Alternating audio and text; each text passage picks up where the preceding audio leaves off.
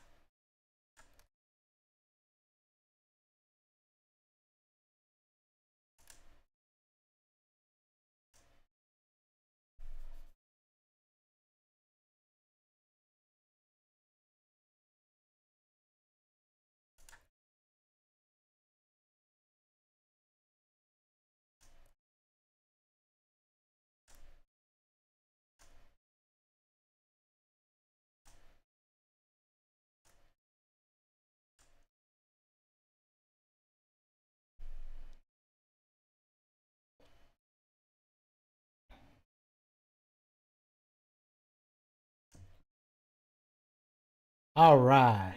Give me one moment. I had to log into stuff. Like, I just did this, man. They don't want to see me great. As MG says. Just vibe out with the tunes. I need the chat link. That might be helpful.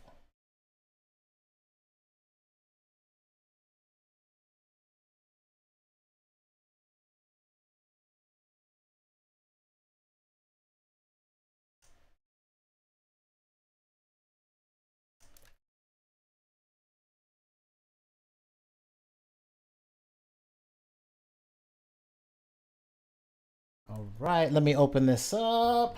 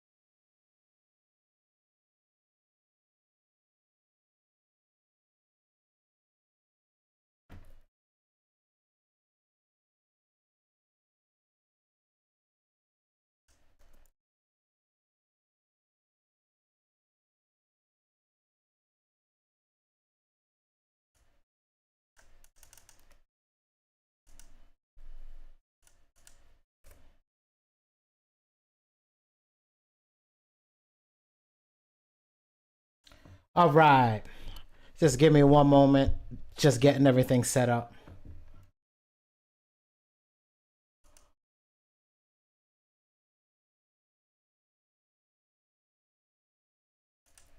Let me put this on Twitter.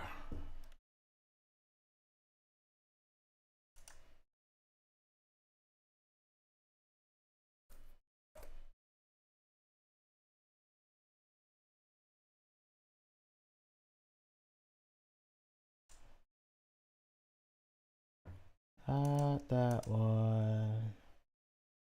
Oh, you was a beesh. All right. Hold on. I gotta log in over here.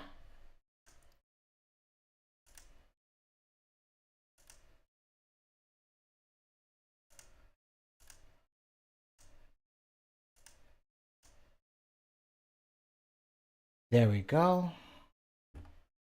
Post. And take what I have here.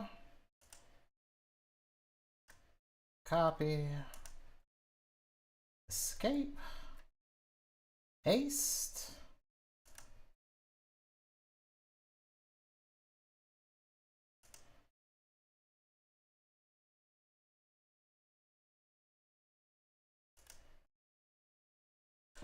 What's up, everyone?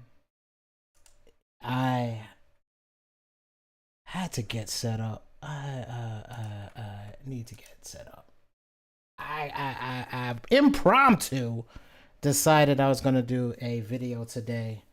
I feel it's important to get some clarification because people see the Bitcoin market going up, they see the stock market going up, and they think we're out of the woods. And I talk to people, I do my research, I've had discussions, and a lot of what we're seeing is just the 3-card Monty, where they're putting pause. They're putting they're shuffling cards in front of you, and you're not able to see any of the sleight of hand that's happening. The fugazi-ish that's seemingly running rampant through all industries, because as MG brings to the forefront of the who gives a F scenario, we're going into that on 10, if not on 1,000, because the who's gonna care when everything can be done, since everything is systemic. So all systems have been created, whether it be marketing systems, whether it be promotional systems, whether it be automation systems, whether it be social media automation systems, whether it be blog automation systems, whether it be content automation systems. We've kind of done it all, and the stagnancy is about to settle in, where we're going to go into the entertainment age. So I believe this is the age we're heading into.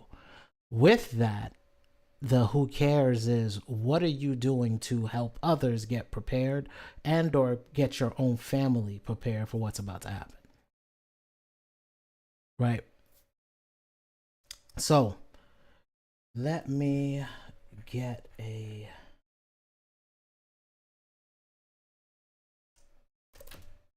okay, I got that set.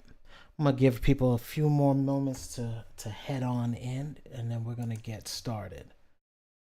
Before we get too engrossed, what's about to happen promotional wise, and what we're getting ready to roll out is, as you can see, our URL has changed to the link, our tree link page. We now have library.toxichustle.com/link.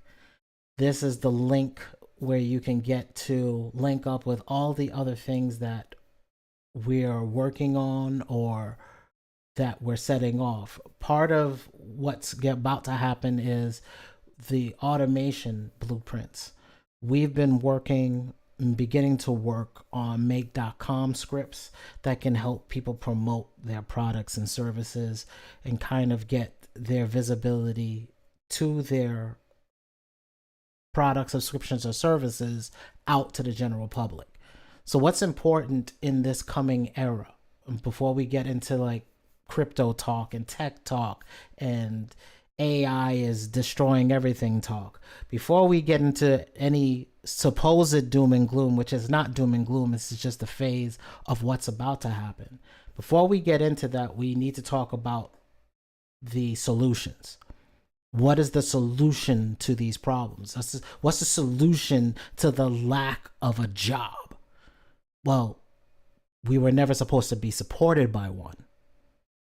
Not one time in all of Niggerdom was it said that we were supposed to be indoctrinated into being a serf, to be subservient, to be subs, basically cucks of industry.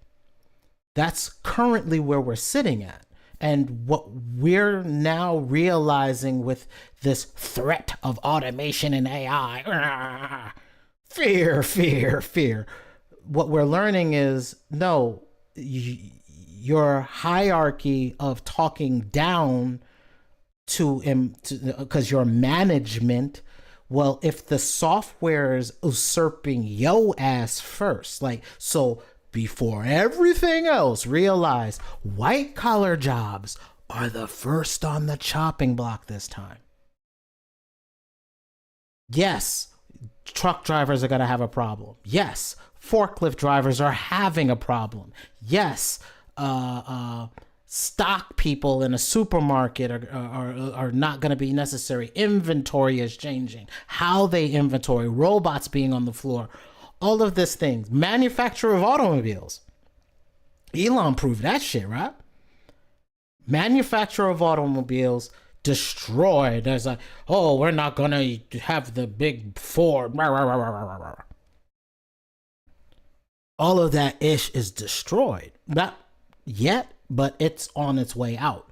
Because why do I need you to work with a car that my robot is flipping upside down, sideways, just pimping the heck out of it, spray painting that joint, putting and installing everything. Yeah, there's pieces that'll still have human hands, but Elon's already virtue signaled the fact of here comes the Terminators. So Elon's already put his hand up and said, yo, I'm about to throw Terminators out here, and we're about to get them in your home like iRobot. And we saw how that ended up. But we don't think that's going to happen. So where are we in the hierarchy of pending doom?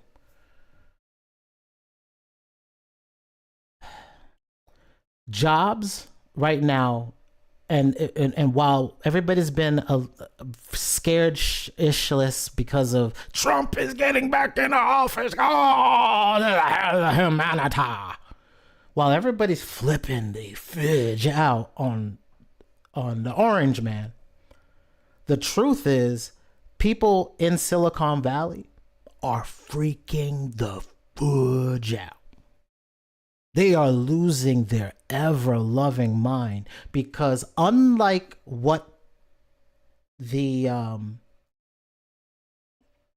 unlike being in the computer age where computers were supposed to help humans be more effective and efficient, which it did provide that.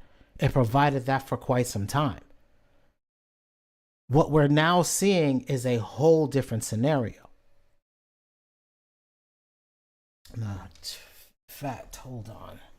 Let me see if I can get my other screen working. Give me 1 second. Let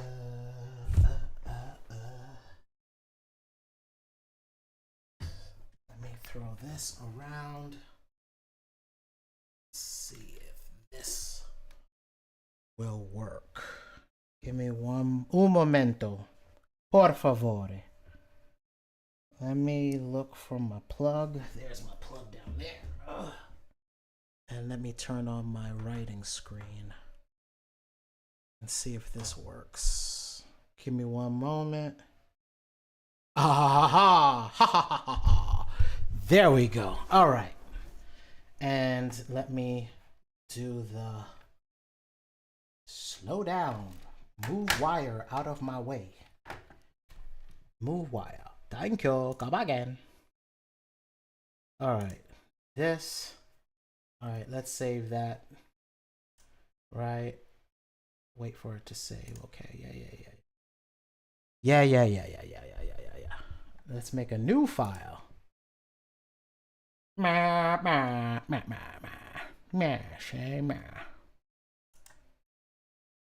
Oh, screen's over here. Give me a moment. And let's do film. Yeah. Create. Yeah. And this white screen is crazy bright. So let's drop this down to a cool blue. Bang, there we go, so my eyes don't bleed. And let's get rid of all these extras.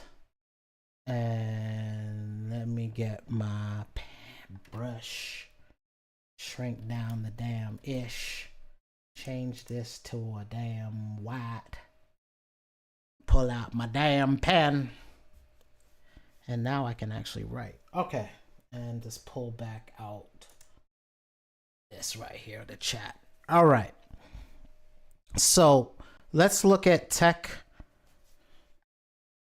And over here, shift new. Bring that over here. There we go. Bang. All right, so this is gonna be tech.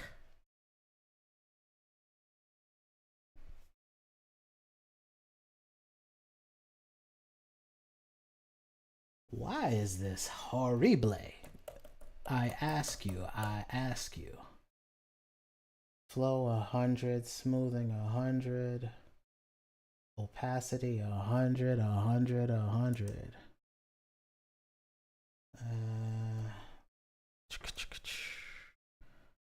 CT.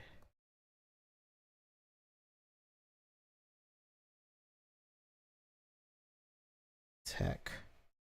And this is, hold on, my robot wants to run right now. Of course it wants to run right now. Give me 1 second. Let me just shut down this bot before it goes crazy. Stop. All right. Okay, there we go. So tech circa 99. It's horrible, sorry. Even my writing tablet is clunky as hell. So you had a computer. You had servers. And then you had a user. User is on the computer. Computer is attached to a server. That is the way everything ran. What's about to happen is computer, server, AI, user.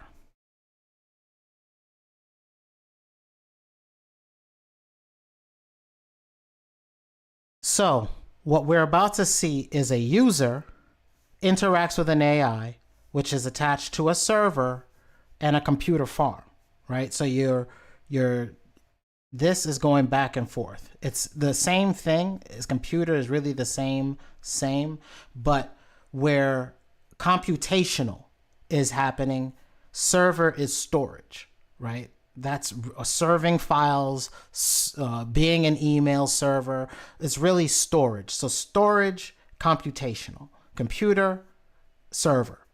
So those are the two words that are kind of interchangeable. Then AI can get the information from the server, train, and then through computational, serve that back up to the user.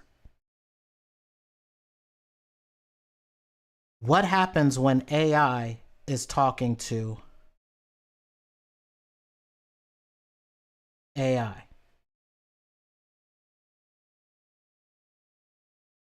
What happens when that AI is creating other AIs? Agent. Now you got your agents. So we're already looking into the black box and seeing what's coming next.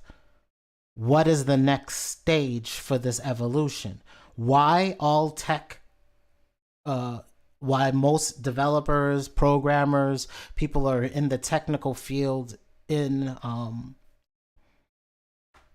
Silicon Valley are freaking out is where the tech from 99 and up, so after the fall of 2000, 2001, for tech companies, for .coms, that bubble popping. Right now, this AI quote unquote bubble hasn't really formed yet. It has, and the bubble has popped. If you look at the highs of certain companies that just said AI last year and what their stocks look like this year, when there's no money, there's no finances for these people. There's no finances. I work with venture capital firms. They are looking for revenue. They're looking for investors. And investors, when I mean by investors, I'm not talking about you and me on a stock market. These are private companies that are looking for other venture capital firms, agents,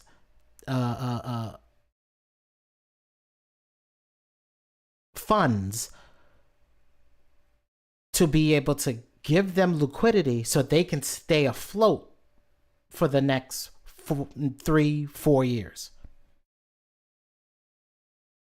And we're getting to a point where now they all have to come up with cash flow up front.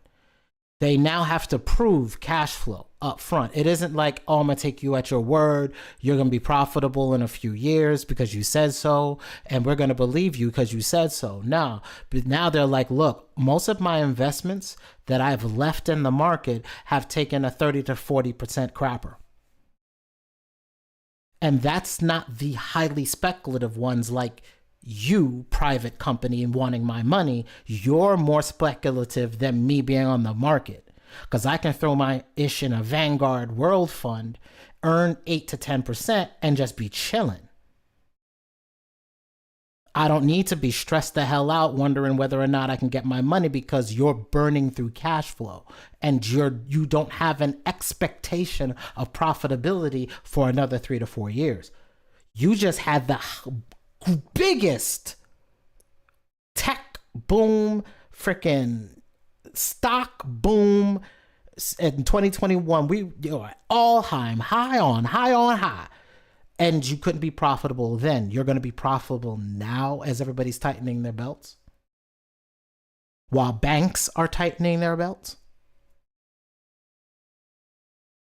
So what I can tell you is the reason why they're freaked out is because this era right here, this era of computational power changes this one. It changes the tech one, because it still needed a human being to be a part of this equation. And that's not necessary anymore. The human factor doesn't need to be used, because what we talked about here, data, server equals data. Come on, man. Come on, stop reading. Come on, Cletus. And I thought a pen would make this easier.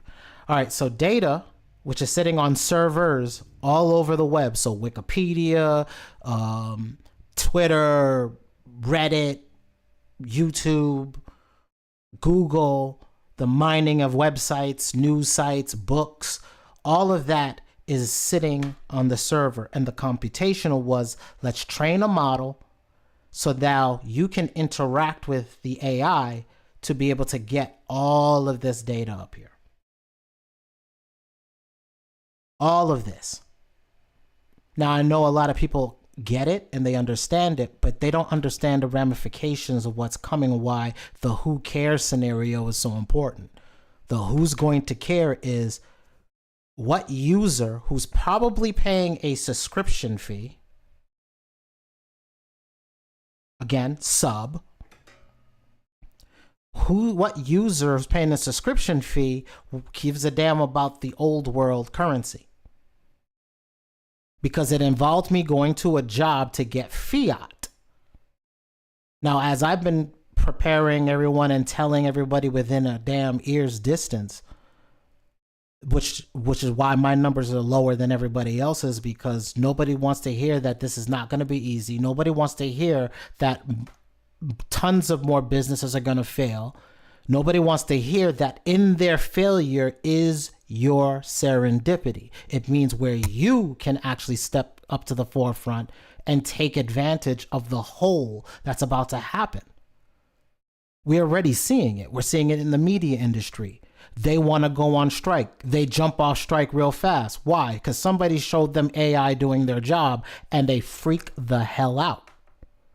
We're talking musicians. We're talking actors. We're talking voice actors. We're talking trucking. We're talking the last big strike that was supposed to happen was the docks. Look how fast that ended.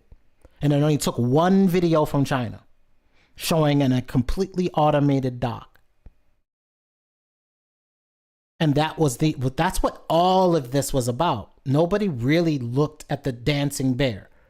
Everybody did not pay attention to the dancing bear in the room. And the dancing bear was, hey, the reason why everybody jumped on board talking about, I want more money right now, while every company is going down, while all the insider sellers or people that have inside stock or people that are on the board are selling off their stock at rates never seen in niggerdom. Why is that happening? You want to get a raise because you think you're that important over systems automating your creative space. The system doesn't care how we feel. As you see on the screen, I'm using Photoshop. Just back in 90 something, 95, 96, if you were a computer graphic or CGI artist, you weren't even considered an artist. If your art touched anything digital, you weren't an artist. And as producers, you know what that feels like because you were on FL Studio. You weren't a real producer. You would touch an MTG generator. You weren't a real producer. But did you not create a file that a rapper could rap on? Yo, no, but it's only two, the left and right, it's only two channels. It's not having access to all the stems and and then they started selling stems and shut the hell that whole conversation down. That whole conversation became muerto, dead. And that's where we're heading towards. We're heading towards where none of the things that everybody says they care about is important anymore. The important thing is what we've lost. If you look at the stories and you look at what's going on in media, we have lost to narrative what used to be good entertainment. And if you look at what's happening to TikTok, which we already, if you study where TikTok comes from and you study the users of the Chinese version of the app, you'll notice that it's just QVC. And what is TikTok now, if not industrialized, independent, decentralized QVC? As cable loses more and more people, as you go to MTV and you only see ridiculousness. The music television network plays no music, plays reality TV shows. Because music after Napster got schmizjacked. The business model of I'm going to press something on a tape and sell it to you for your cars so you can commute to it back and forth to work, and you have a CD player and you have then the MP3 player. The minute the MP3 player came, basically hard drives, well, where are all the MP3 players? You still hold them, they're called your phone. And because for the most part, everybody works above ground and travels above ground. If you're not in a city like Chicago, if you're not in a city like New York, if you're not in a city like the subway tunnels for Washington, if you're not in the UK in those tunnels, And even then they're putting Wi-Fi and everything in there so you can still get some kind of broadcast. Other than being underground, the need for physical medium is muerto, dead. With everything else, that's gone. Dead and gone, dead and gone. Yeah, yeah. That's where we at right now.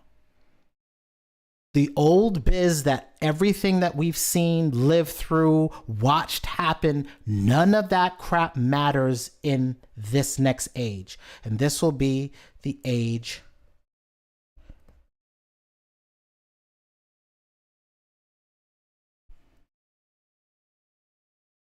of automation. Not just the age of AI. Because AI without agency, without enacting or doing something, means nothing. It just means I have to work with ChatGPT, or I have to work with Claude, or I have to work with some open source thing from whom the hell ever, bum the hell Egypt. I have to work with something, train it, get it to do what I want it to do, and then now I can potentially get some usability out of it, right? Is it writing my email? Well, in a minute, that's going to be handled by Google, which means it needs to read all your mail. So in this era that we're going to go into is data, which I talked about years ago. I said data is the new oil. All of your data is oil now. And they don't want just the data that you're posting anymore. And they're not just going to sell it on YouTube for ad space anymore, because they want interaction.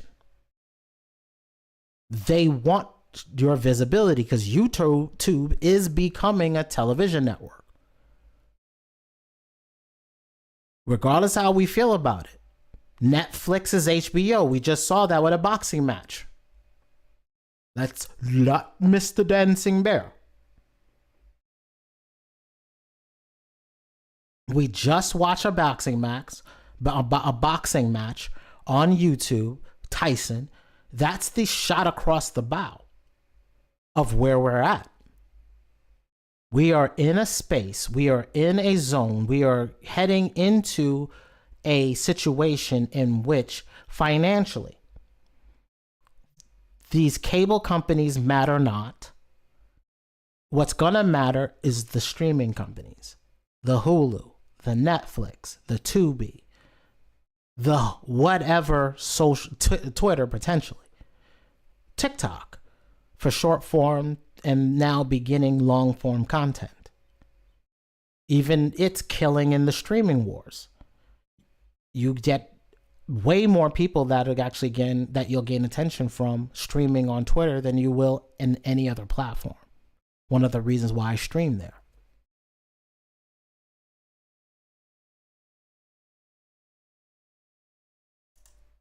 So let's talk about what I'm getting ready to do. I'm getting ready to start getting a complete marketing automation set rolled out.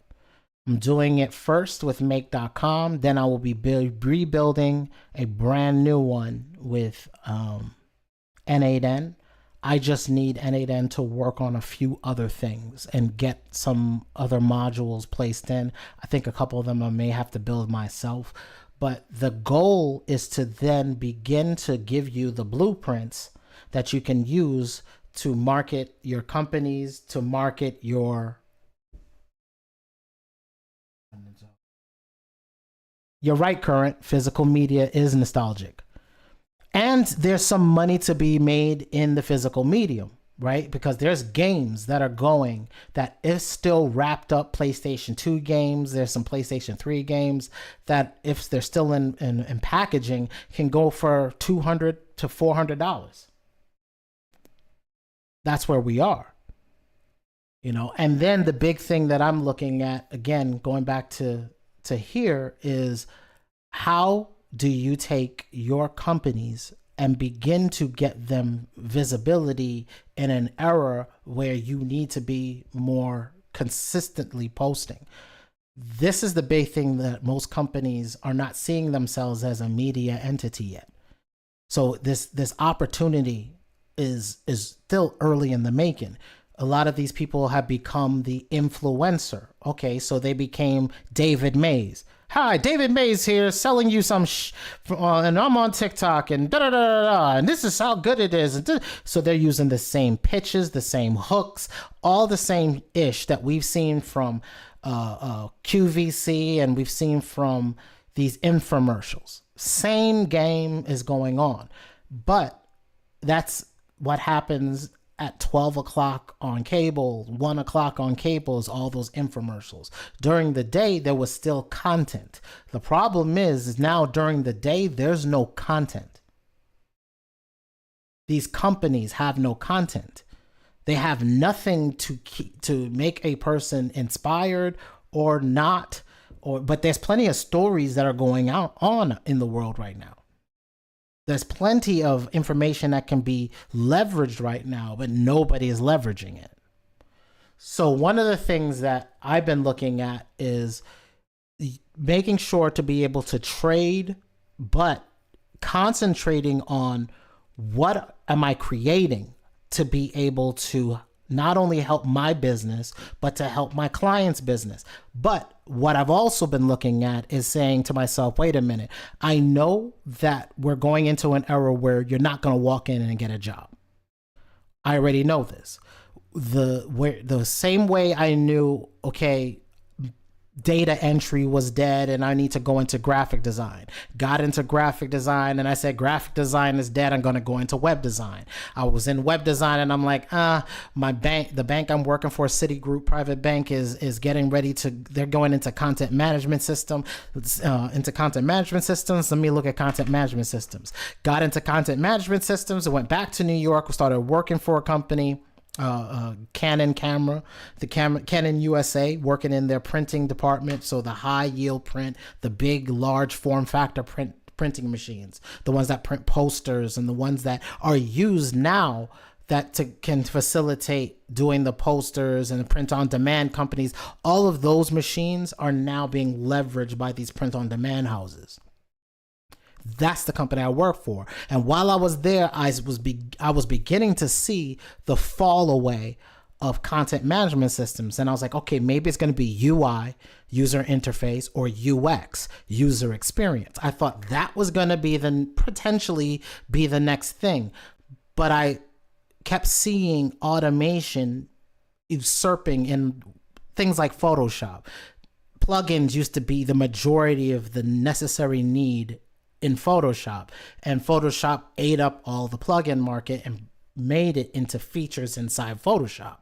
And I was like, okay, if they're devouring the creative space and they're putting more automation, as AI gets smarter, you're not even gonna need automation. And the shot completely across the bow was, if y'all remember correctly,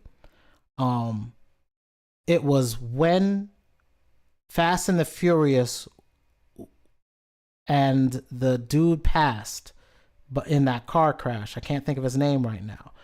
And they used his brother and I believe his sister to be able to shoot scenes, and they changed his face, or they did face swap. And then they also, Adobe had purchased a company to do the voiceover, so you just needed, some lines of his voice, hence training data. They used all of the old movies, they got his tone and style and everything else, and they were able to reuse his voice and have lines that were said by his brother and or sister sound like it was coming from him. So we watched it in real time but didn't check it. We didn't check for it. The thing that changed for me, and when I got my aha moment as to what's about to happen, was Tyler Perry.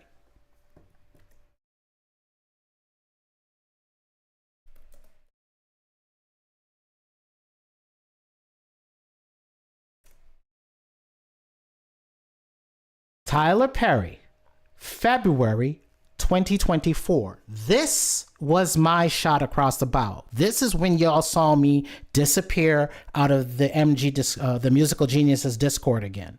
Why I haven't been posting in Cash Lane. Same as when things were popping off and I was like, yo, when I saw Mid Journey, then when I saw Chat GPT and I made the video saying, yo, I'm about to disappear again.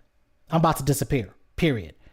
And I did. I disappeared and then I started coming back. But every time I take a step to come back to really show y'all what I've learned, another shot across the bow hits.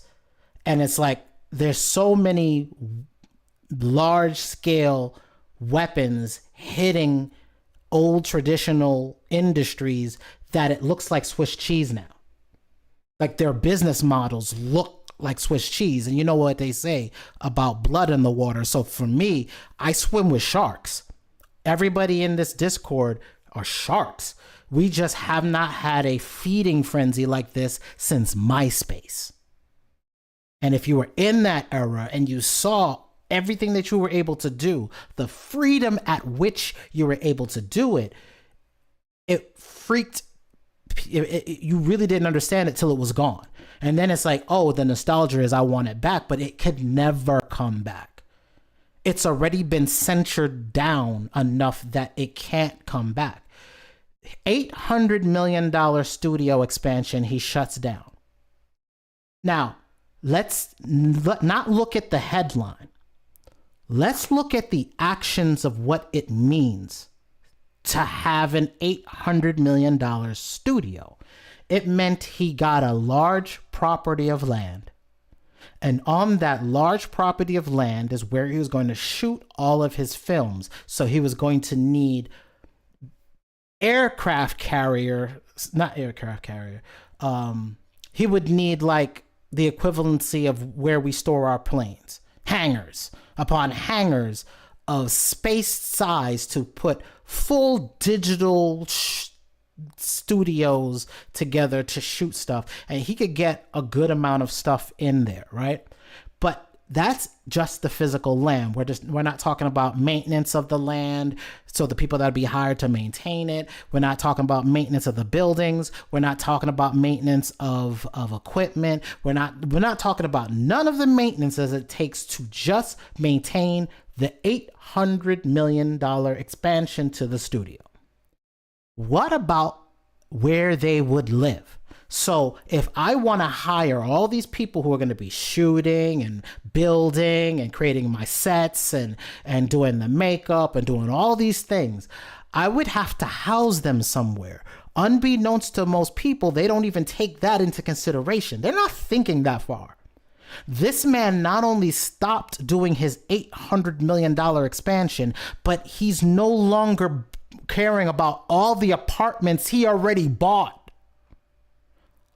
All the land property he's already bought to house people. And yeah, they would get a specific amount on their check, but basically they're paying for their life to live in these other buildings that he now owns all the homes surrounding the area or within a certain distance to the actual studio. He owned all that. Or he was getting ready to buy all that. He stopped all of that with text to video.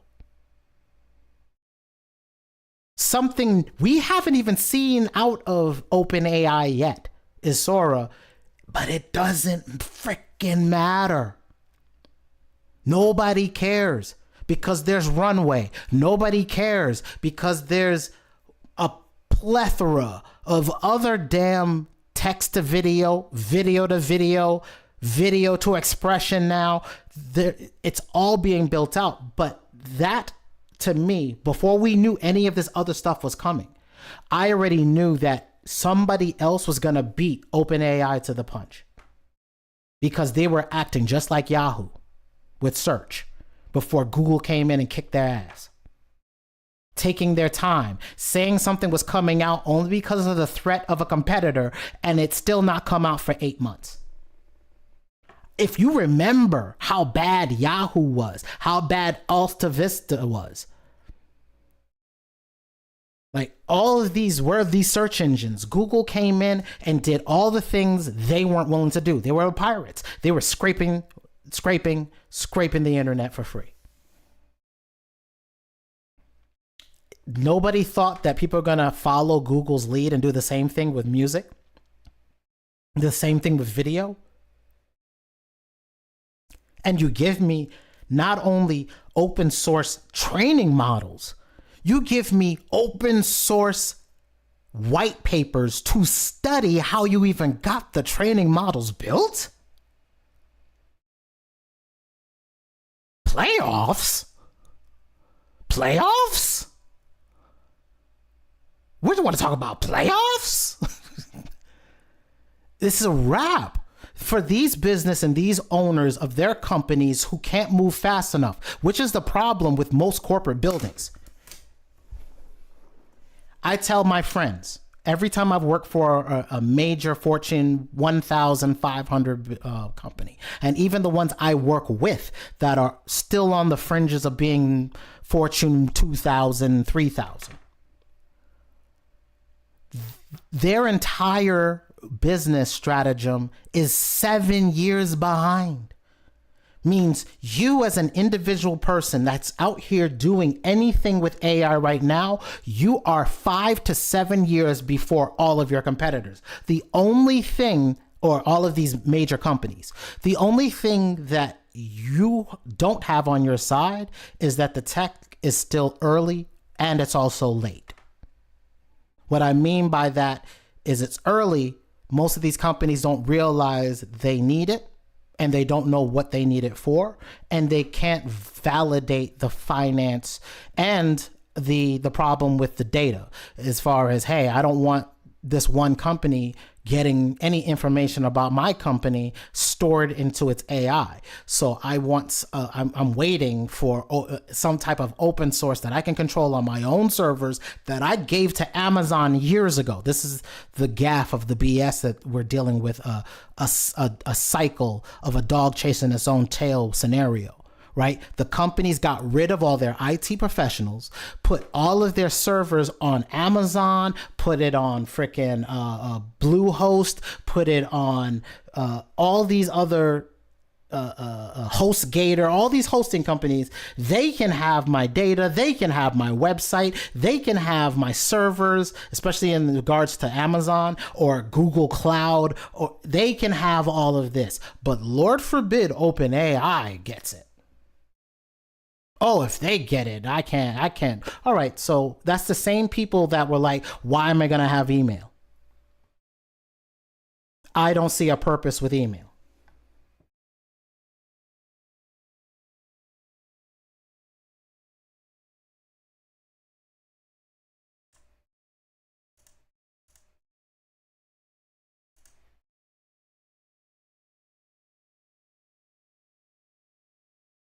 Hold on, is my screen changing? Can y'all even see my screen?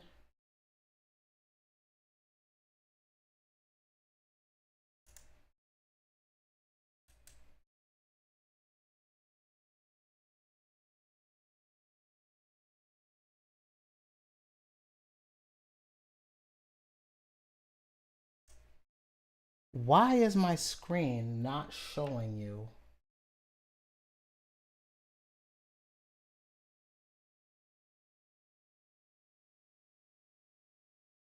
What are y'all seeing on the screen right now? Because right now it's showing me, I have it on a Hustle Gear screen right now, but it's showing me that it's still on my Get Started Today page.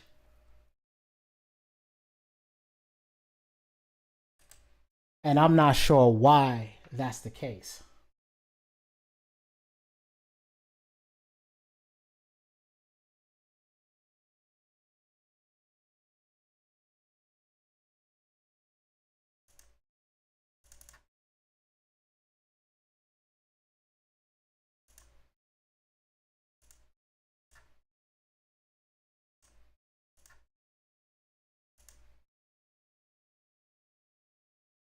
Damn.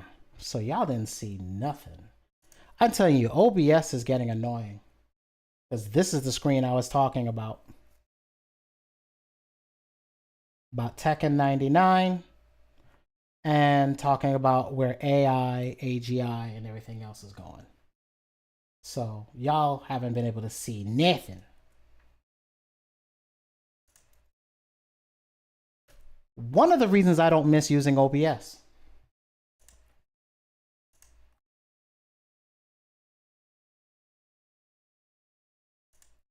All right, so I was talking about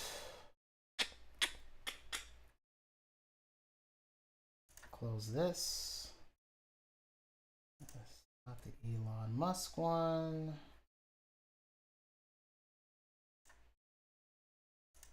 I think this closed out on me. There it is.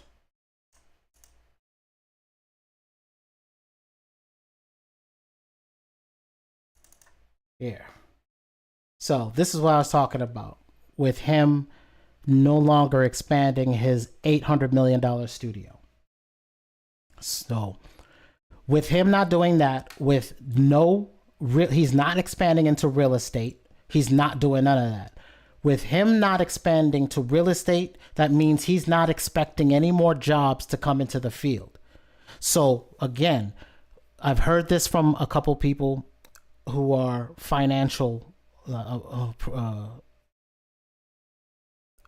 financial consultants, and they said the worst time to ask for a raise in your allowance is when your father loses his job.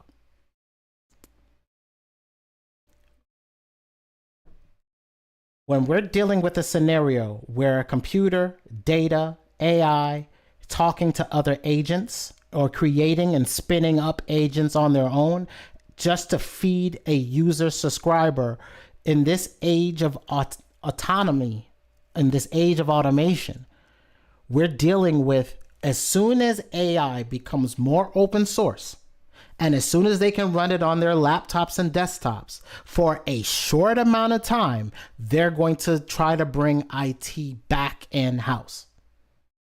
They're going to buy some servers. They're going to start training their models. And this also goes towards NVIDIA and people that are buying NVIDIA stock, because video cards for quote unquote gamers, they're not going to be as important as video being rendered in the cloud for users who don't want to train their own models and or don't have the computing capacity to deal with it, especially if they don't want to deal with Adobe and potentially Adobe using their training data.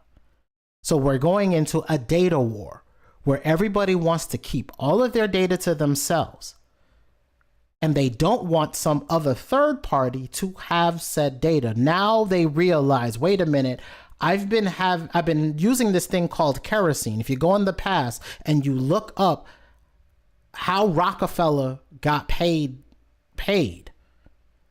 he is in the oil industry. Kerosene was the fuel of its time, and the byproduct was gasoline that they dumped into rivers and streams and bays. They dumped it. It was waste material. And they figured a way to take that waste material and make it more important than the kerosene. Kerosene was heating homes. Even as I was a kid, we had a kerosene heater in the house.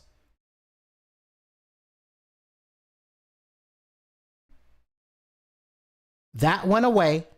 Gasoline took over. And now you don't commute to work or don't need to commute to work, because what sense does it make to commute to another computer? What kind of sense does that make? It doesn't. That's why we're getting out of this whole paradigm. This paradigm of you're going to travel to get paid is over. You're now going to be sitting in place to get paid. That's the new formula. And with this formula comes an entire industrial change. the thought process of what your business looks like completely changes. It goes back to what my staff sergeant told me when he told me to get into Microsoft stock when it was $5, and I could not understand what it meant, why computers were important. He was basically telling me any piece of real estate that has an internet connection and a computer can be a business. And it starts with something as little as inventory. What he had done was laid out the ideal that not only were computers going to take over just how we did business, but how businesses were run. The Walmarts of the world, with their distribution networks of the world, are all running computers interlaced to be able to send inventory at the speed of light. It's also why I told my job at the time when I was in Macon and I was working at a record store, and the record store got bought up by Best Buy. And I told them, I was like, oh, they bought up the warehouses. And I told my boss at the time, I was like, well, I'm quit. And she was like, why? I was like, the reason why I'm quitting is because Best Buy just bought your warehouses. She's like, yeah, but we can still work out of them.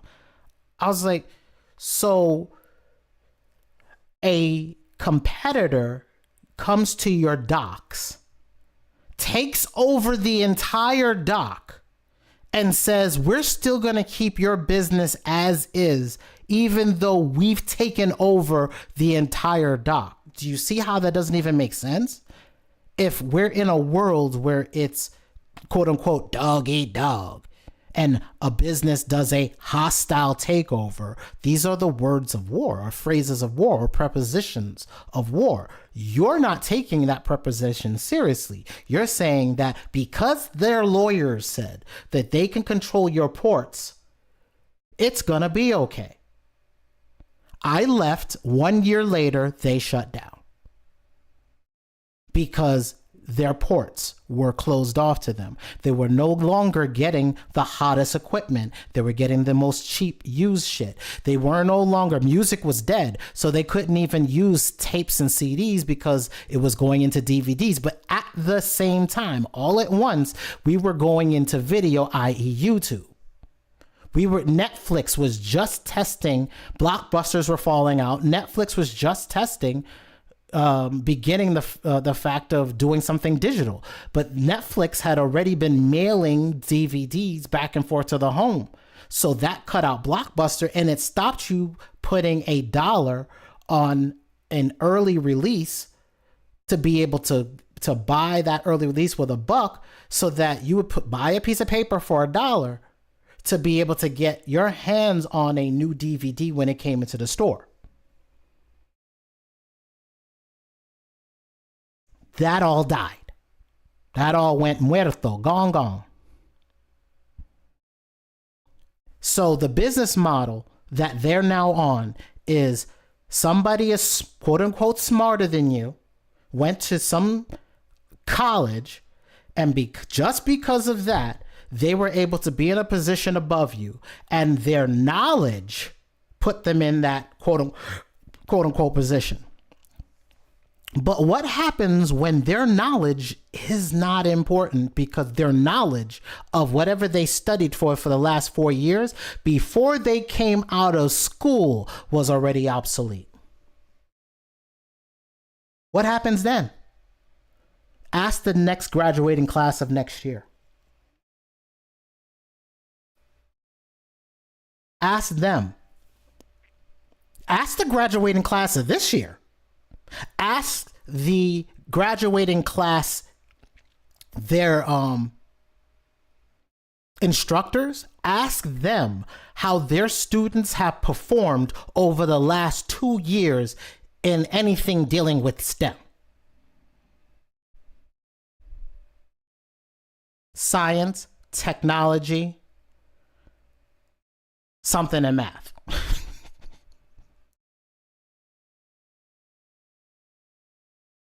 Ask them. And they're going to say, my students have been coming back to me saying, yo, I'm not I'm not finding jobs. I'm putting out 1,000 resumes and I'm not getting any jobs. One of the things I'm going to be putting out is a system to automate broadcasting your resume onto platforms so that you can visibly be ahead of the game. Another thing that will be coming out, again, I am putting something out that I am going to be using myself. I've been doing my research and seeing what's about to happen. The same way as I told people in 1999, my homeboys didn't want to listen to me when I told them, yo, I'm not coming to the studio no more. Everybody is going to have a studio in their house. Once I realized Pro Tools was nothing more than a desktop recording system. And I remembered my dad was using Cubase. Or Cakewalk, excuse me. And when I remembered that, I was like, oh shit, does Cakewalk have a PC equivalent? And I found it. And I was like, yo, y'all, we're spending anywhere between $2,500 to $5,000 to get a few hours of something to get on at the time, it wasn't even on a CD. They were just giving us a tape. And if we wanted the CD, we had to pay $100 more. If you wanted the DATs, that was $250 for just one recording session. Now, where are all those studios? Where did they go? Poof. I told my girl in 2015, December, my birth month of 2015, which we're getting ready to go back into. I told her, I said, hey, I don't think people are going to need web developers or developers anymore. This was 2015. I think that people are going to be working from home way more, but I think it's going to be worse than that. Most companies aren't going to need anybody. They're going to just get people outsourced. And sure enough, I have CEOs that I work through a venture capital firm that can spin up their own Wix. They spin up their own WordPress. They spin up their own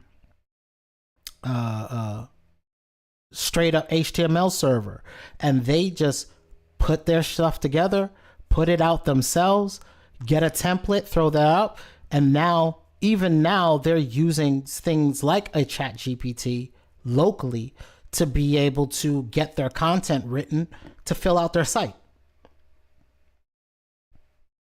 That's the era we're in. We're in an era where all of this begins to get stagnant, because the corporate entity does not know what they need. They just need clientele. But what do they sell? If they're not selling digital goods, or they're not selling business to business services, or business to business consultation, or they don't have a quote unquote product, then what are they going to do? And a lot of the business to business is getting eaten up. A lot of these companies that had some kind of SaaS software, a system as a service, where you could charge a company subscription to be able to use it. So like Monday.com is a SaaS.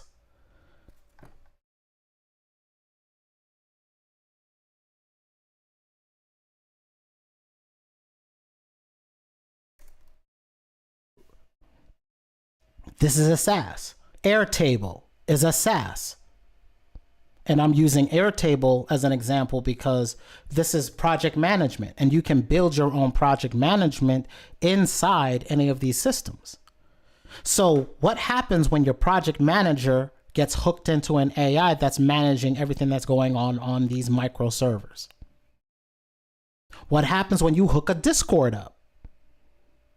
When you hook it to automation, and you hook it into not just automation, but it can send prompts back and forth, similar to what you see with Midjourney, where you can press a button and make a selection or send a certain keystroke to be able to have some work done for you. What happens when you have servers upon servers of Discords doing business? What does that mean? And how do we pay each other? Are we going to pay in fiat that consistently seems to underperform the market? or underperform inflation because the government keeps spending money like they're drunk. That leads us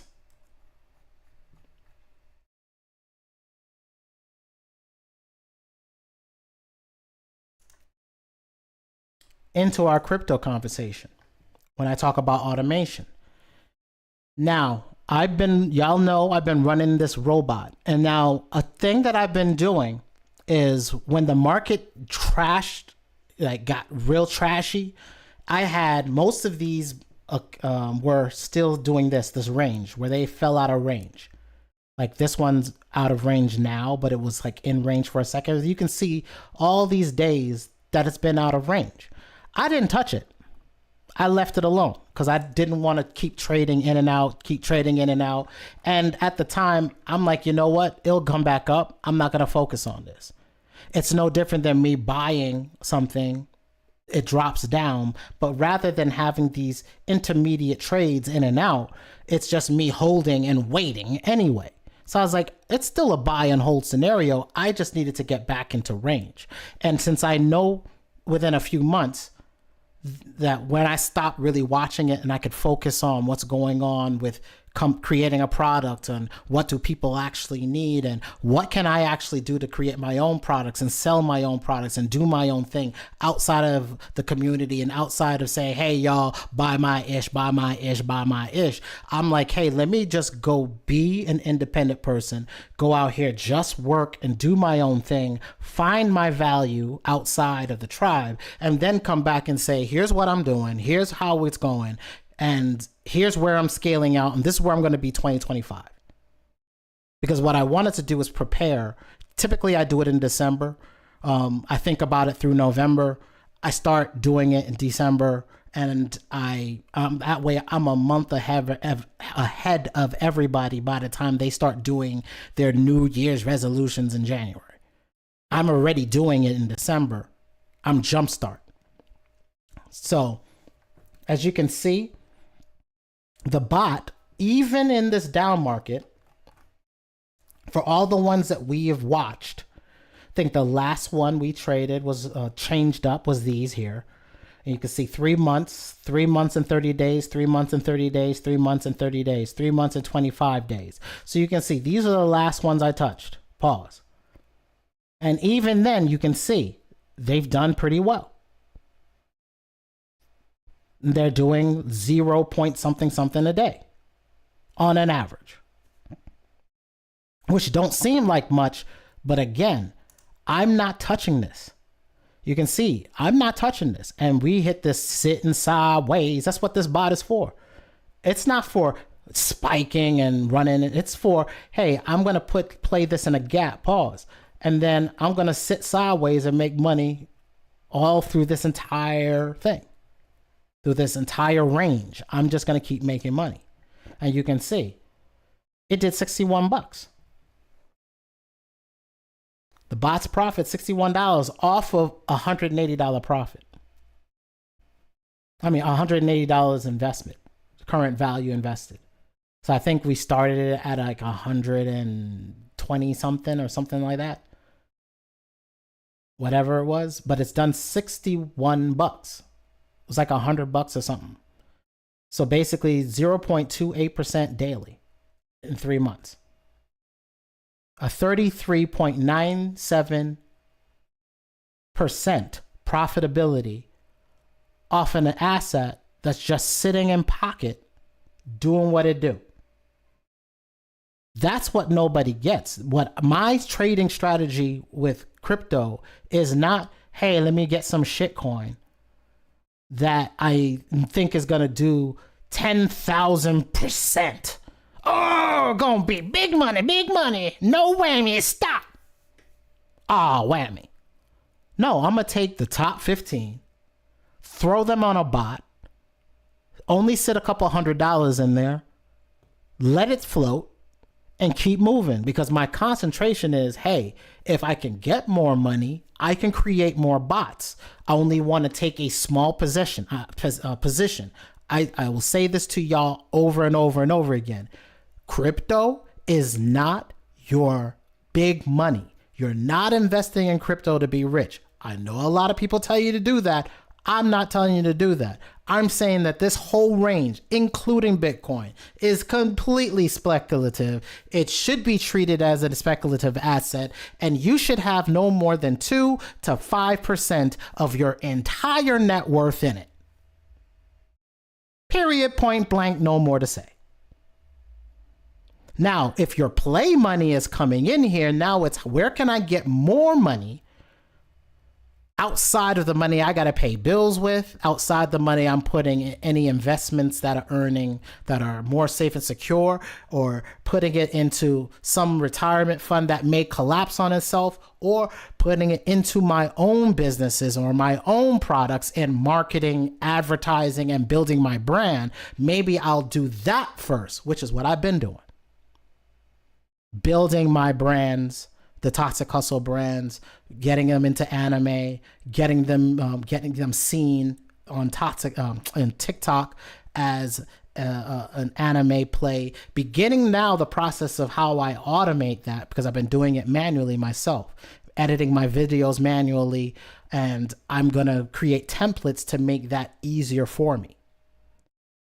And then be able to leverage those templates as here, y'all. Here's this library I have with these templates that I'm using to be able to get my work done faster. Here's some stuff in Canva. Here's some stuff in Photoshop. Here's some brushes for this. Here's some that. Here's some this. Here's some that. Oh, by the way, here's how I'm trading with the robots. Here's some. So you're able to see everything as a network. So what Toxic Hustle is, as I always say to y'all, we are a media company. We are a research development company disguised as a media company.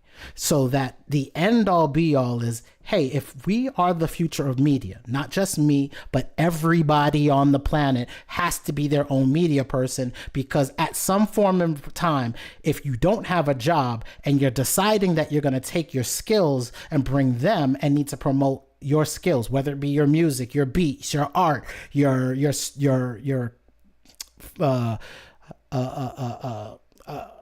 a cartoon, a manga, a anime, a game, a 3D virtual world, a coloring book, a biography book, whatever it is you're planning on creating as a product, or if you want to do a service and you want to do notary for people, or if you want to do any lines of services, consultations for folks, well, guess what? You're still going to have to promote you.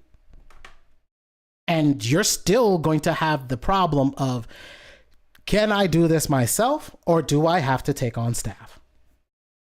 And if the answer is I got to take on staff, then maybe I can't do this because I can't pay anybody. And that's the biggest thing to a lot of the startup problem is, hey, I need to get more visibility. And if I put more energy into this, can I get more visibility? But you have to be the person in front of the camera, and you've got to be the editor, and you've got to be the marketer, promoter, and the scheduler to get it promoted. Well, now those systems are beginning to intertwine. So just like I automate everything else in my life, this trading bot, is doing the same thing. It's automating. Sitting sideways. So as you can see, market looked bad. But if you go back, you can go back to some of my older videos, and I had question marks on dips and I had pumps, right? Now, this pump in October, I was like, hey, there's an October pump, and then we're going to get into these November. We're going to see if the November dip happens. Sometimes it's light, sometimes it's heavy. This has surged so much, but again, I'm expecting, this big green line was me expecting that there's going to be some turn, historically, some turn to the upside. Yeah, we got a drop here, but we had a turn to the upside. And at the time, it was almost to all-time highs again. Right? So we went from down here, all the way down here, and we jumped all the way back up here. Same thing you see here when I forecasted this. right? And then we saw a surge to the upside. Well, we've got our November dip, and we've got a December dip, and we've got a January dip. This is actually supposed to be 1 week up right here. So there's a January dip. Actually, it's the first week of January. So I don't know what this is doing. Hold on. Right here, the first week of January. Yes. Why is this on the third week of January? First week of January. Boom. Right here, there's a dip. And there's also potentially another one in the second or third week. But I'll see where we are in the market, especially after we're in, because we're going to be in the bull run. So now, as we talk about bull runs, let's talk about this. This scenario we're in right now is exactly how it looked in 2016. It's exactly how it looked in 2020. What we saw was the bull run in 2025. In 2021. So if we go back in time, look at 2020, right? Here's 2020. You see November 2020, really no dip. It just keeps running up. And we had a January dip. We did see there, January dip. It dips down. And this again is 2020. If we go back in time and we zoom it out and we look at the halving cycle of 2017, which is like all the way down here. So we'd have to like blow this up, pause, like ridiculous amounts.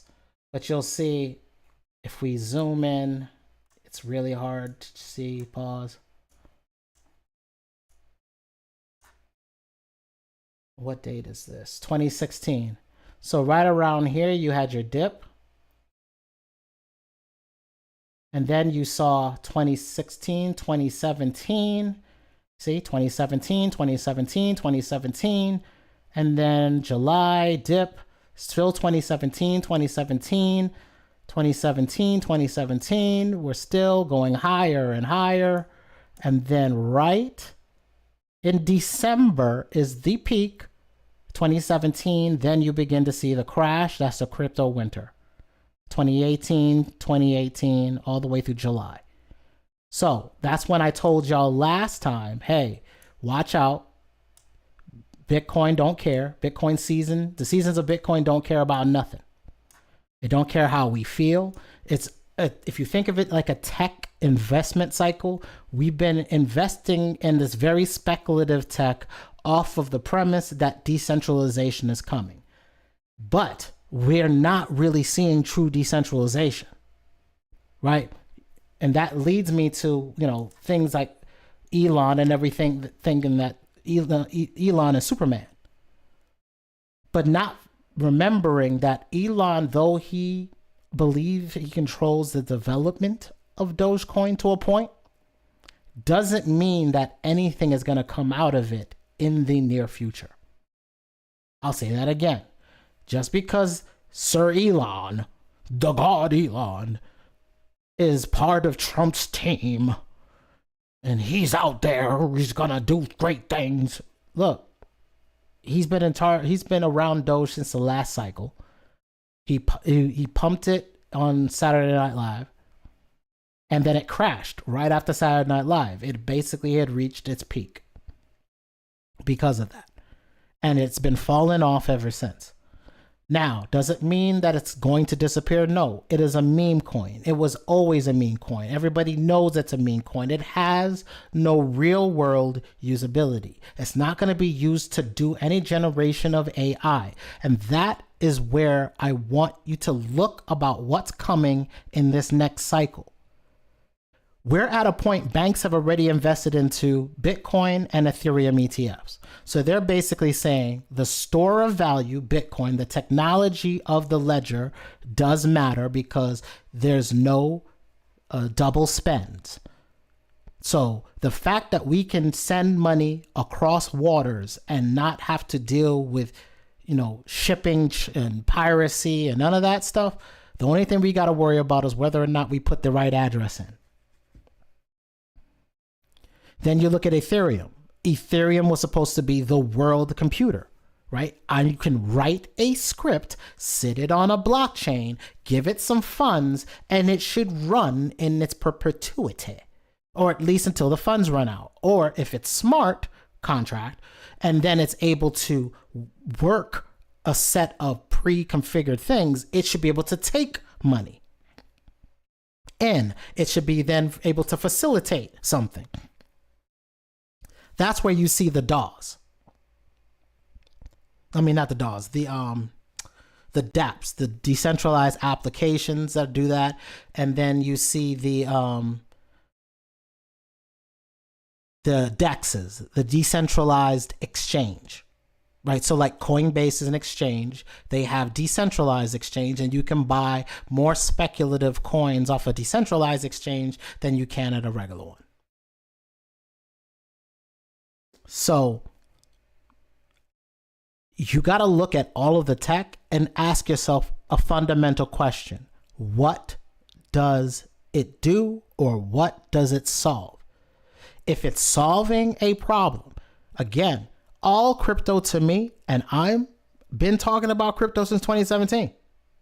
My videos go all the way back to 2017 when I was doing crypto plunder. And that was all I was talking about. Then I stopped and did Toxic Thoughts because crypto wasn't going to be the end all be all, the boom and bust cycles, the crypto winters. What happens when you're in crypto winter? Liquidating all of your cash flow. All the gains you made, you're now selling it, and then you got to do taxes on that. So what happens when you no longer have the capital because you don't have a product, subscription, or service, which is why I focus on products, subscriptions, and services, not just mine. How do I help everybody else get their together on that? What can I do to help y'all get there? And that is a part of what this is. What I'm doing now is I'm getting ready. See library.toxichustle.com. It's the generic template this week. Before Black Friday, I'm going to get some courses out. I'm going to start to get automation out to y'all, some blueprints out. The course is going to cost some capital. It's going to be $49.99. It's not really a course so much as you get prompts. You'll have access to the library for 90 days, so all the way to March. You'll have access to all the files in the library, being able to put that on any gear that you want and sell it. You'll also get access to all the new uploads that go there.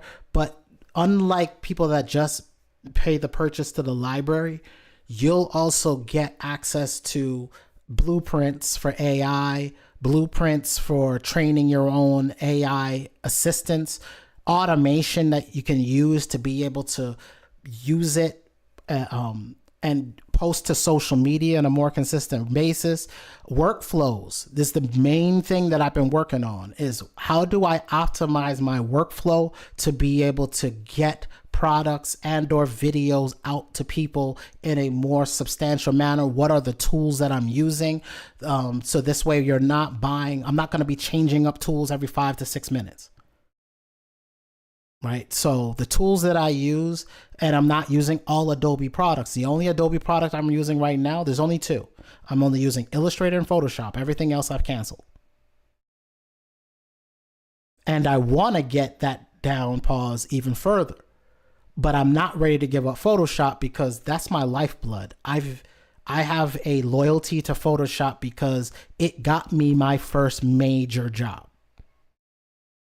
Photoshop got me my first major graphic job. It got me my first major web job. It got me my first major development job because I was able to design something in Photoshop, then chop it up, then put it into the template for the content management system, or rebuild it inside a WordPress template, and then present that to a client, and the client give me money for it.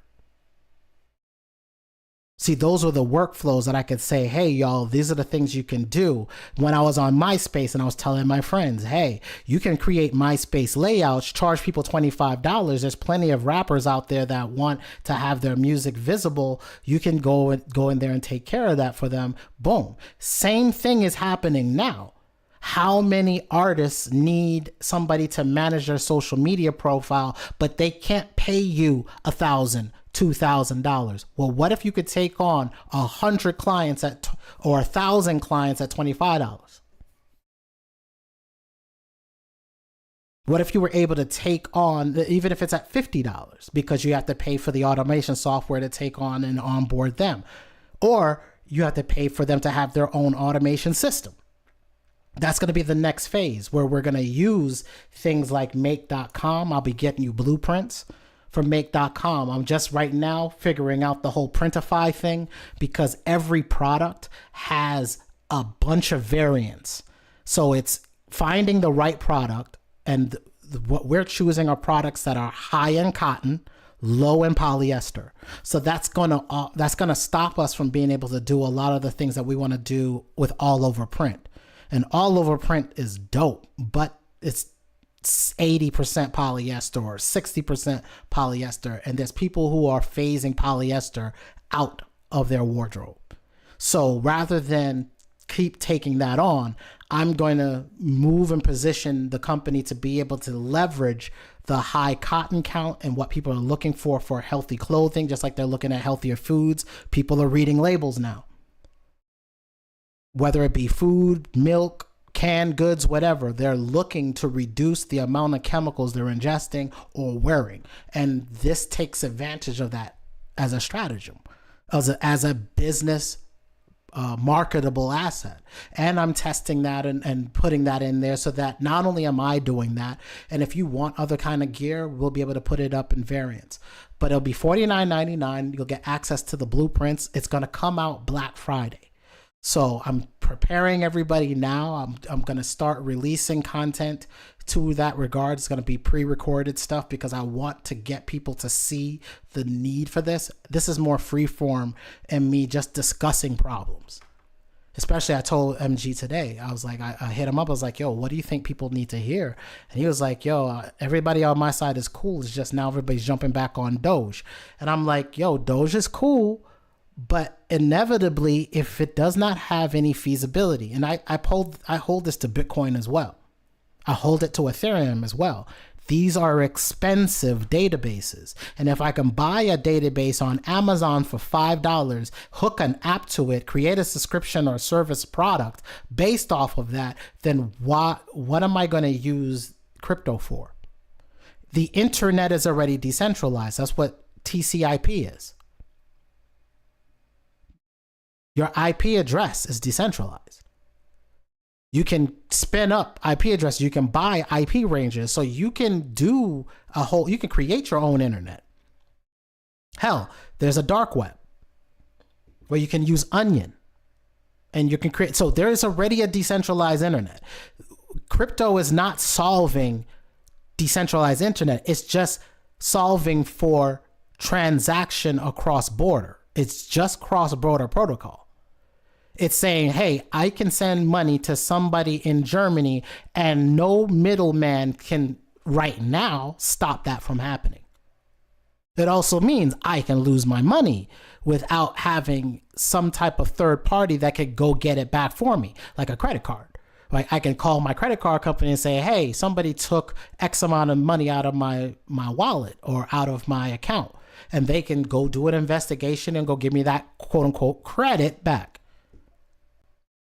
Well, in the middle of the new universe we're dealing with, in this era right here, where a computer or computation and server, which equals data, is fed that through an AI that can work with another AI that can create an AI agents, which is next year's thing.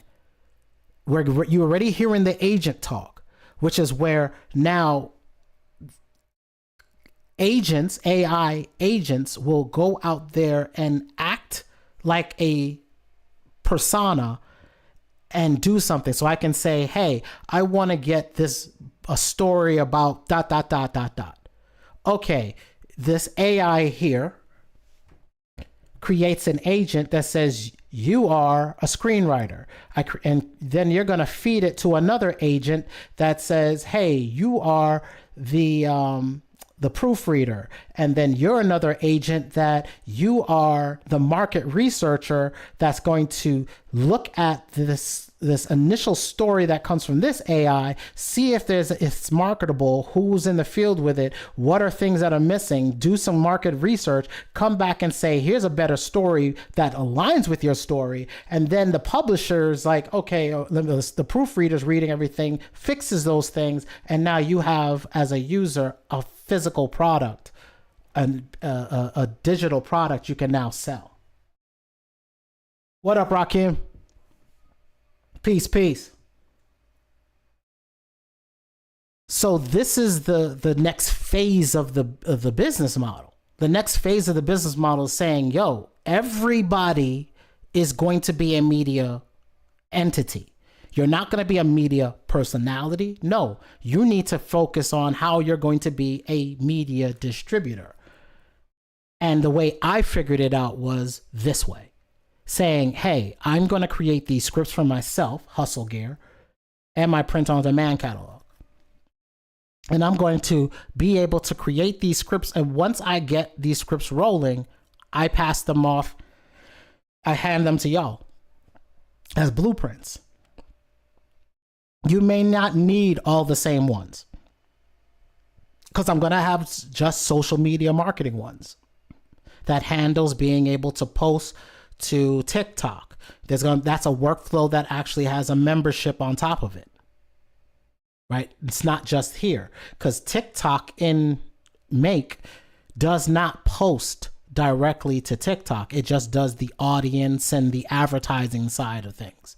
But I figured a way to be able to use another website to post directly to TikTok with a video. So now it's, can I now send this larger format file of 100 megabytes directly to TikTok through this app and have it be posted on a schedule? And as soon as I get that done, that's the first one out the door, because again, I believe that I already know I can broadcast to Twitter. I already know I can broadcast to Facebook and Instagram. Those are the lowest hanging fruits. The hardest one has been TikTok, and Twitter with video has been kind of a pain in the butt. But other than that, between those two, now I believe I have a way to post the higher megabyte video files onto those platforms. And now you can centralize the clicks and be able to say, okay, this ad or this video is going to have this link that I want them to click through and go to. Or because it's on TikTok, what is the format of making sure that you can get your link in bio, which is have 1,000 people or at least 1,200. And then you will get a link in bio, especially if you are slated as a business. So it's setting those things up for yourself. So you set yourself up as a business entity, whether it's on Instagram. Most of my profiles are all business. On Twitter, I've already begun setting myself up for business. Both pages. And that's even buying the little check mark so that I can be able to do more with the API. So I'm going to be putting all of those into the prompt and automation library that's going to be part of this big automation pack that's going to keep rolling out, like I said, until March of next year. Then the price is going up. So it's going to be $49.99 starting Black Friday. There's no link yet. There's no early signups. I'll be sending videos out this week as I get closer to the Black Friday release and creating and working on the page. Like I showed you, it's library.toxichustle.com. I'm working on it as we speak. This is the template, and then I'm going to start filling this up with content, with videos. I'm shooting the videos already, and and getting as much content, free content so that you can see value. But at the same time, I want tools in the hands of people who are going, yes, it's $49 and I know it's a little bit expensive, but what I'm doing is I'm not giving you an idea. I am giving you operations. Here's functional portions of the operations of a business, and I'm handing over the blueprints to how portions of my business run as a part of this library content. And like I said, it's different than what the $4.99 package to get print on demand. Print on demand is dope, but you're still gonna have to do everything manually. What the $49 one-time fee is, it's not like it's monthly. It'll be a $49.99 one-time fee, gives you 3 months of access to the free library. I mean, to the graphic library, but you'll also get all of the blueprints to automation and the AI prompts.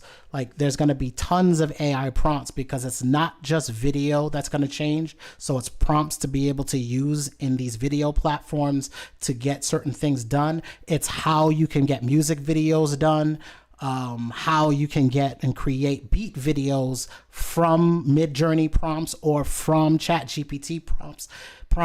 It's how to get the best bang and value out of these subscriptions that are basically the mainstream, and taking them and being able to create content that, if you're putting out music videos for your beats, just like I did, like I put out a music video. If you're out there putting music videos out for your beats, can you not do that for a client and charge him a fee? So yes, it's a $49.99 one-time fee starting Black Friday, but come in spring, come March, it goes up to $199.99, because at that point I'm beginning to lock it down. I don't want everybody doing this, because again, these are actual serviceable businesses. So I can't have 100,000 people out here doing it. And if they are, they're going to pay to do so, because this is functional businesses. These are things that I'm doing for my clients. These are things that I'm doing to get more clients. These are things that I'm doing to promote my products and my services. These are things that I'm doing to support my other businesses. And I'm taking all of those automation blueprints, I'm redoing them inside make.com. And then the next stage, this will be after March, hence why it goes to $199. But people will still, if you purchase the $4.99, you'll still keep all of the value that's there.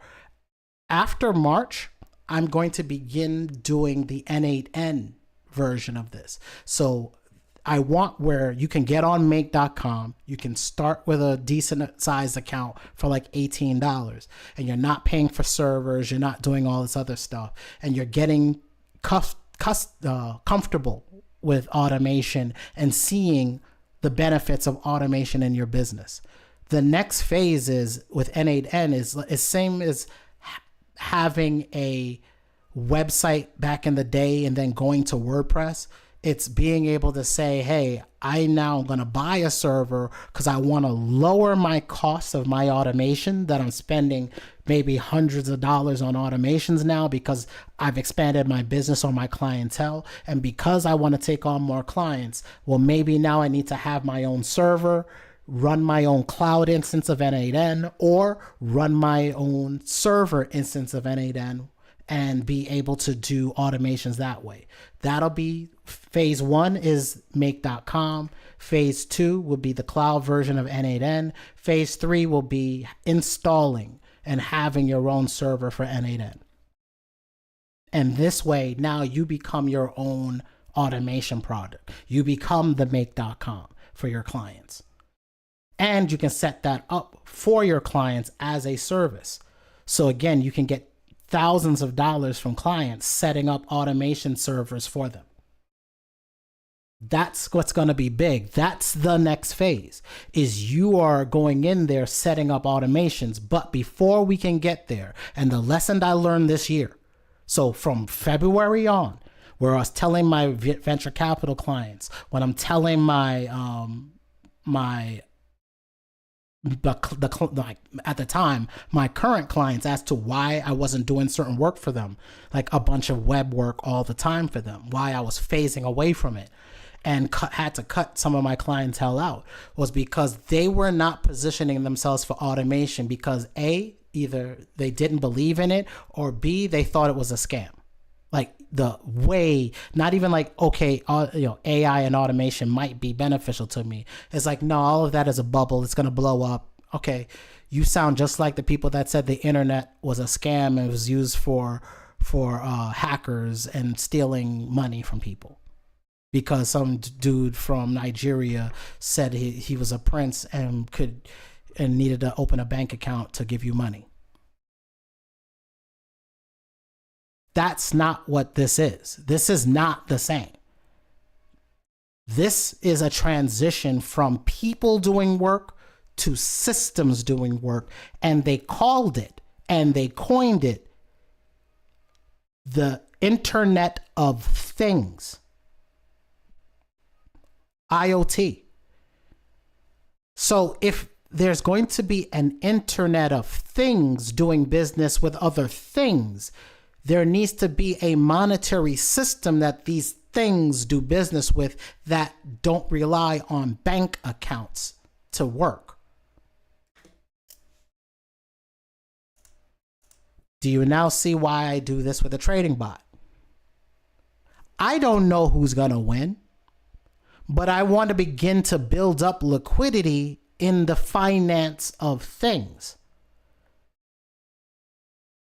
I want to see, hey, this thing says it's going to be a database to do this, or this guy is a graph database, and I understand what a graph database is. And I'm like, oh, if y'all can get this cheap, I might be able to use this for certain gaming applications in the future. I might be able to use this for royalties of music that's being used on multiple channels that I now don't have to I don't have to go to a distributor and lock it up with Content ID. That's the goal none of these people are seeing yet. They don't see the transition of what's coming financially. So don't get gassed. This pump that you're seeing now in crypto, it's going to ride for the rest of this year. It's going to go higher. Yes, you're going to have downtime. But you could see where it's at on a weekly. You can see where we're higher than high on high. And this is the weekly average. It'll have to come back down here, back to 80. 84. Well, no, that's 80. It has to come all the way back. Not to say that it can't.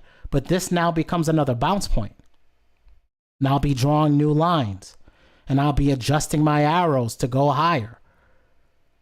Because Bitcoin is scarce, regardless of what everybody thinks.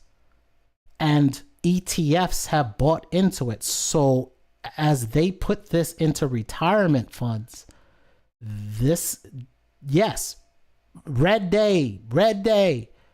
But this is a red day after having, remember, this is weekly, 2-week immense surge. So having a few down days matter not when you're at all-time highs. And we haven't even started the bull run yet. I mean, it's just getting started. Crypto winter just kind of ended. We go all the way back to October of next year, so 2025, when it's over. We're going back to crypto winter, regardless how we want to feel about it. Sorry. It's not going to go up forever. And when it begins to go back down, or when I know we're at tops, I will tell you the same way I told you in 2021 when I said, hey, y'all, this is it. I'm out. Told y'all October, November, I think even December. I was like, I was holding on because the surge didn't hit 100,000 yet. And we were supposed to hit 100,000. But again, what I realized was why when I started learning about economic factors and learning about investment cycles and learning about how technology, how interest rates affect tech and the pockets of people that are in tech. When I began to understand that, I realized we were in a different phase. And that's why in December, I was like, I'm out. Because I knew the stock market would continue to keep falling because the pockets would continue to be empty. The inflation rates would continue to increase, which we saw through 2022. Which we saw in 2023. Which we've begun to see the easing of that now in 2024. So there's no business cycle the next phase. If you're looking at industries, we have no tech to run to now. So in 1999, there's this thing called the internet, and this thing called the internet, well, if everybody's getting rid of their physical magazines, well, now you can have a website and you become the magazine. If you wanted to have if you want to have a TV show, well, now you don't have to go to a network. Hey, on this magic thing called the internet, there's this web 2.0 thing and this thing called YouTube. And now you can kind of create your own show and put it on YouTube. Well, now everybody's QVC. We're at peak saturation where everybody, grandma's on TikTok twerking. Grandma's twerking. Grandma got an OnlyFans for her feet. So she says. That's where we're at right now. Everybody's the entertainer. Well, who's the distributor? Who is the broadcaster? Who is helping people get broadcast across multiple social channels? Just the same ways you would want to be syndicated and broadcast across multiple cable channels. Well, those cables are now under the ground. Those cables are now are 5G radio waves. Those cables are now Wi-Fi from your router. The business of broadcasting is the same, but has changed. And what you're now going to slowly become is the broadcast network. You're going to become the ABC, just like Netflix had to become ABC, CBS, NBC, YouTube, Netflix, and Tubi. Well, the same thing is now happening where YouTube, Spotify is the new radio. But they're going to get into video content as well. You're already starting to see it. So they want to be a broadcaster. TikTok is having longer format content coming out. YouTube is becoming episodal, like I showed you in the last video, where they're going to have seasonal shows. Everybody is going to seasonal, which is going to cause a lot of problems for people who just want to be talkers. Or people that just are playing video games. And even now, even with video games, you're seeing it go from live streaming, and I'm noticing this on TikTok, it's going from people who are live streaming games that they're playing online, as far as online games, and they're live streaming retro games. So you're seeing Contra come back. You're seeing Mike Tyson's Punch-Out come back this last week. So if you're looking at the gaming sector and you're thinking about, I'm going to get into gaming, you can. I would go into either launching with games that are highly trending, or I would go back to games that have a high nostalgic value. One of the big things that I've noticed in the gaming segment is if you are going to stream, go look into how to set up. And if y'all want, as part of the membership, I can set up and show you how you set up your own PlayStation ROM, and how to set up your own retro ROMs for like Nintendo, Super NES, Dreamcast, and all that other stuff. Because one of the things that's been back on the radar is Def Jam Vendetta. So Def Jam Vendetta, that has been a huge thing that's being played that I've been noticing. And again, going back to Contra, I've seen that. I've seen a bunch of Mario. So people are going back to very nostalgic games. Even back to, I think, the NES. They had the old school World Wrestling, which like had this pink dude in a suit or whatever, like this weird dude in a space star suit. Like that old wrestling. Like I've seen people play that. So if you're gonna go into gaming, you can look at retro gaming.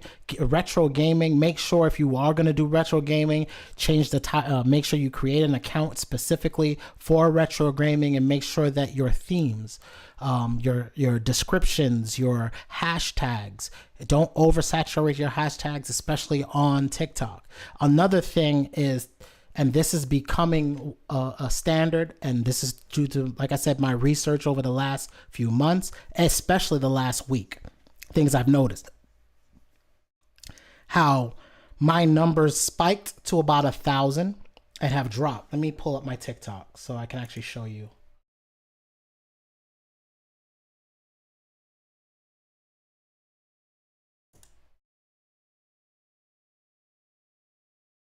So I'll just show you the back end. Pause. So last 7 days, I ran an ad for this duet thing that I did. That's me in the video. If you're looking for it on the front end, you go to TikTok at Toxic Hustle. TikTok at Toxic Hustle. And you'll see I have 3 things pinned. One of them is an anime, so it's got 9,000 plays. This is just a speed run of me doing some designs and seeing how that will play out. And then 7,000, this is me right here with my crazy bearded ass doing a duet with, you can't eat at everybody's houses because this person pretty much bit some butter and spit it in a pan. And then you'll notice all of these 200, 200, 200. So I've kind of been locked in what they call the 200 play jail cell. Right? And at one time, depending on if you go back in time, you'll see that my videos up until the point where I got smacked down we're getting 1,000, 1,000, 1,000, 1,000, 2,000, 3,000. This ain't ads. It's just, I think the title of this anime, I think it was that. And I think I've caught up. Yeah, the anime was caught up, which is why I had to go to another one. But then it has not been the same for this anime. Then I'm trying a new one, and it's been going up, but I have not been consistent with my post. And this post here, this was the first one that I actually posted. This is the first one I posted through the automated system. So this was 2 days ago. So this is why I'm doing a video now, because I figured out how to get a video posted onto TikTok. The only thing is, and I think it doesn't do it. I think the only thing was inside the system that I'm working with to post to this.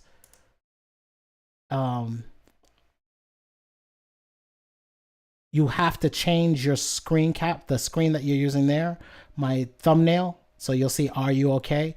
I try to make sure that for all of these shots, I'm looking at what colors get the most amount of plays. So like this blue being in here, and where is it? The first time I saw colors make a difference, I think it was, this one did 13,000. That was crazy to me. I still don't know why. This one because of her colors ended up blowing up. This one because it's purple, so that purple screen did something. His eyeballs being crazy. I wish I killed you. My spell didn't work. Also having questions. What is this? Like, and then the light. So even choosing my screens are very intentional. Quickly. What happened? I can do it. I didn't really do anything. He makes fun of me. 301. And all of this is finding the quote and trying to get the screen cap of something interesting. And sometimes I'll already know what I want or where it is in the video as I'm working on it. And I'm usually inside Filmora. So I'm going to be doing it with Filmora. I'm waiting for Black Friday to come to see if CapCut's going to do a reduced fee one. And then if they reduce it enough, I'll get a yearly CapCut subscription.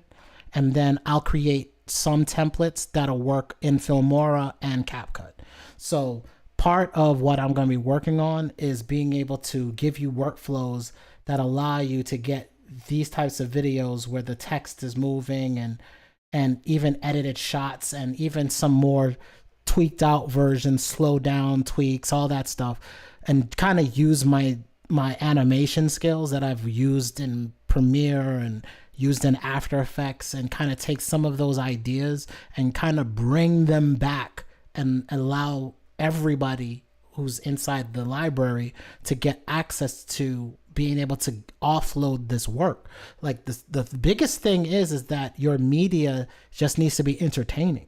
And how do we get there? And then what tools can get you there? So like there's things in Filmora that I've been researching that can take one of your long form videos and actually make it more entertaining, right? Chop it up for you.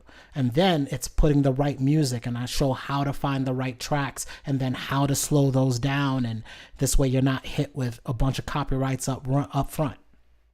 So all of that's going to be part of the $49.99 animation plan.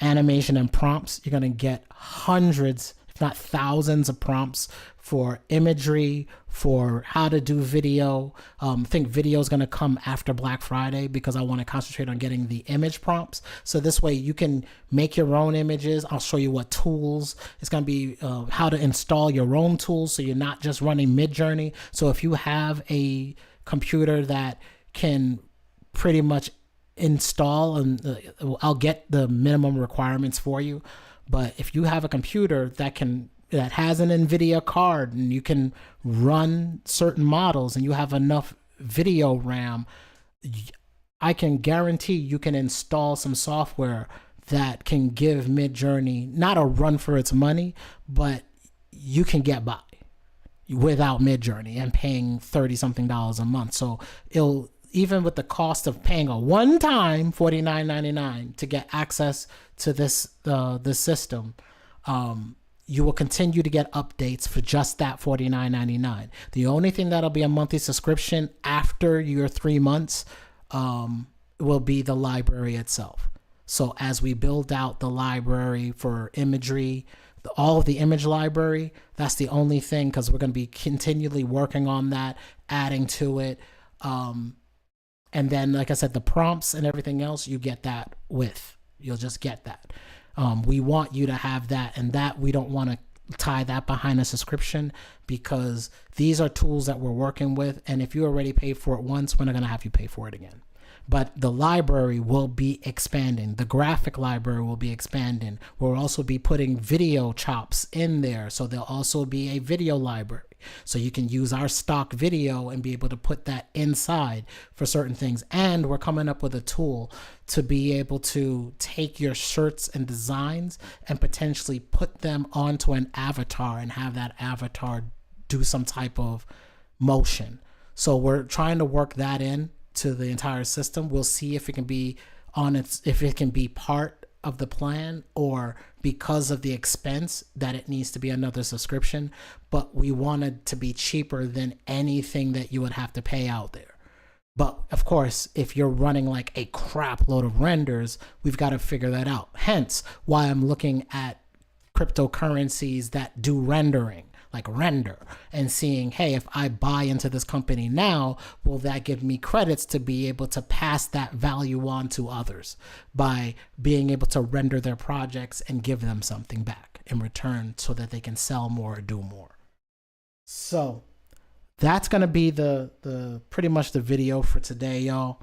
I'm going to do pretty much this same video on TikTok, trying to get this in front of as many people as possible.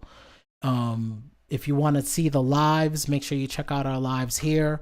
I will be doing some lives on TikTok, more so as things go on. They'll be shorter burst content of lives, so the lives will probably be less than an hour.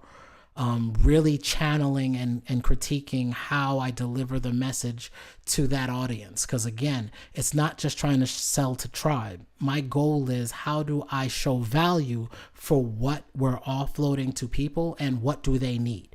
What are they looking for? Or what do they not know they don't know, so that we can provide value in that. So with that, y'all, I'm going to dip. But again, Black Friday, we will release the entire package. Videos will go out, and you will be able to see what we're offering as far as what's going on with the prompts, what's going on with the automation blueprints. And those will be basically the blueprints, and the prompt and the blueprints will be rolled out Black Friday.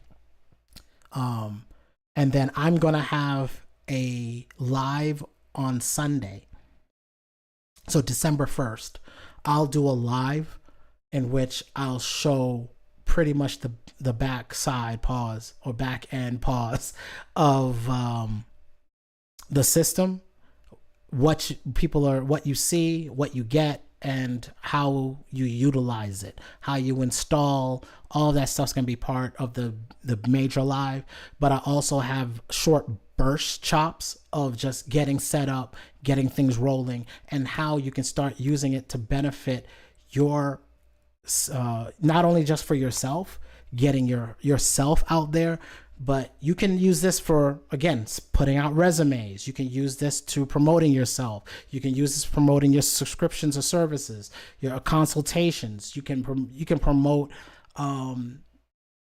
other people, so you can take on clientele. So even if it's not for you, you could take on somebody else. Like you could take on an artist that you find, and then say, hey, I can be your marketer and can get you more visibility, and then again charge them to be able to fulfill that service. So the things that I'm teaching you is what you'll use to fundamentally actually have a livelihood. It's not hyperbole, and this is not opinionated. I've taken 2 years to figure it out for myself. Since 2021, I've been taking time to really work with clientele and get things locked in. And unlike everybody's going to tell you, you can make tens of thousands of dollars. Like, yeah, you can make a couple grand here and there from services. The biggest thing is being able to promote and market your product or your subscription, which you're seeing me do in real time. So again, not hyperbole, want to show you keeping it transparent, as well as be able to begin to grow something that can help people do more with less. So with that, I want to say, don't trip. Automation is not going to be crushing all industries immediately. We still got 2-3 years before everything goes to hell in a handbasket. But by then, you should be well diversified into being able to handle the service work necessary for companies that are going to need it. And then you'll see the hiring cycle hit again, probably by the time everything starts phasing out. You'll start seeing a hiring cycle spike up, where people are going to want these services inside their organization and are going to be paying you top dollar, anywhere between $80,000 to $100,000 to $150,000, if not more, a year to manage their media. And with that, I'm J Tragic Jeffrey. I will be talking to y'all through videos till Black Friday. They'll be pre-recorded, and I'll have the live stream December 1st, and I'll make sure to put a big broadcast for that so y'all know. With that, love y'all. Holla at y'all later. Peace.